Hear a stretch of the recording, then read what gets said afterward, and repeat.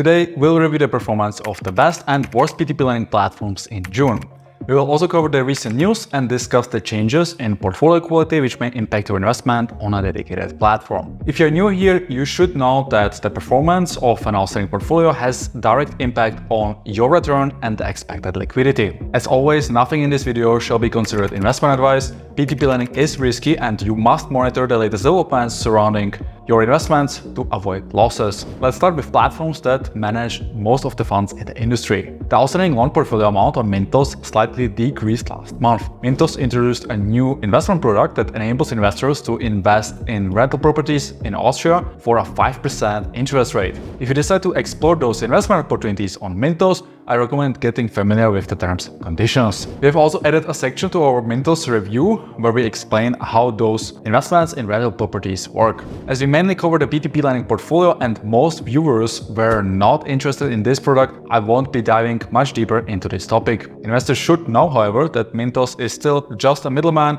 and that it is not reliable for any losses to investors. More than 25% of the platform's loan portfolio is still defaulted, which means that investors cannot access over 137 million euro. Many investors had similar experience also on Estate Guru, where the defaulted portfolio grows faster than the recoveries. Estate Guru has the second largest portfolio under management. The platform has recently increased the withdrawal fee to 3 euro and started charging a 10 euro monthly inactivity fee to investors who did not invest any funds on the primary or secondary market in the last 12 months and have a positive balance. In our discussion with Estate Guru, the platform confirmed that these new fees were designed to encourage investors to continue investing. This news was met with a lot of negative feedback from the community, which we have covered in a recent video. One of the points we mentioned was that Estate Guru is looking to make up to 1.3 million euro per month from inactive users. This amount is likely lower as the platform will only charge inactive investors with a positive balance. It's unclear how many investors with a positive balance are affected by this new inactivity fee. Still, it will likely affect many users with at least a few active or defaulted loans in their portfolio. We have asked Estate Guru about the exact number of affected investors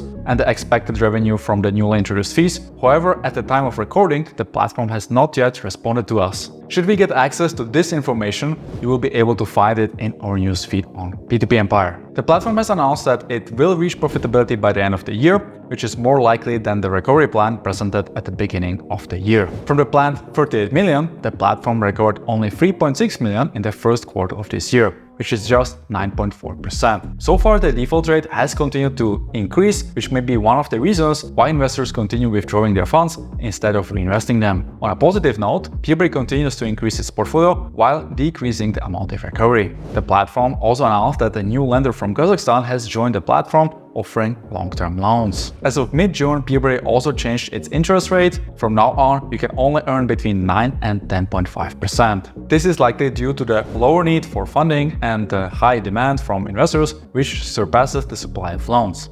If you're using the auto invest on P2P, it's recommended to amend the interest rate range to include the newly listed loans. The best performing platforms in June are Robocash, Esketit, Inventor, Crowdpeer, and Fintown. Investors on those platforms don't have to deal with pending payments, defaulted loans, or suspended lenders, meaning you can expect to earn the advertised yields as long as you manage to deploy your funds. The big news on Robocash last month was the presentation of the group's audited financials for last year. The group reported a much lower net profit than in previous years, which was due to its exit from Vietnam and investments in new services. The platform also reported that it had increased its profits in the first quarter of this year. A big announcement is that Natalia Ishenko is leaving the company and Sergey Shedov, the founder of Robocash, is returning as the CEO. After a few months of a rather slow growth for Esketit, the platform announced 2 new partnerships last month. Esketit started listing business loans from Mojo Capital, which offers funding for fintech companies. This company is owned by the founders of Esketit.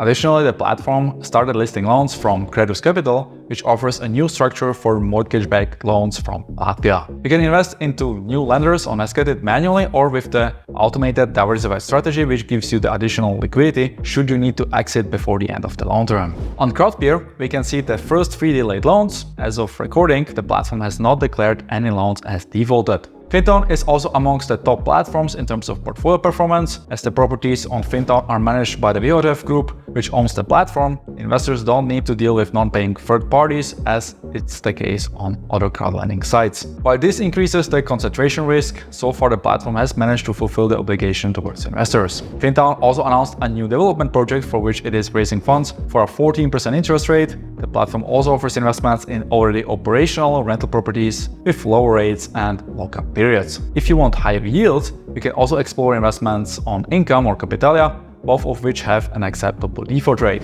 Lada has announced minor upgrades to its auto invest last month. Unfortunately, there has been no update on when the secondary market will reopen. The default rate on heavy finance increased quite a bit compared to May. This is not great news, however, at least the platform is not hiding it. Their monthly performance updates are some of the best in the industry with a lot of valuable information. There has been no significant update on other platforms known for not disclosing any meaningful statistical information with their investors. One positive point worth mentioning is that Invest finally released information about its Austrian portfolio. As of right now, the platform seems to be managing around 35 million euros. As you can see, there is a big difference between platforms with good portfolio performance and those that fail to protect investors' funds. There are also many black box type of businesses in the industry which you should be cautious about. So that's been a quick update with some of the highlights from this month. If you have found this video valuable, hit the like button and subscribe so you do not miss out on the next one. Thanks for watching and I'll catch you in the next video.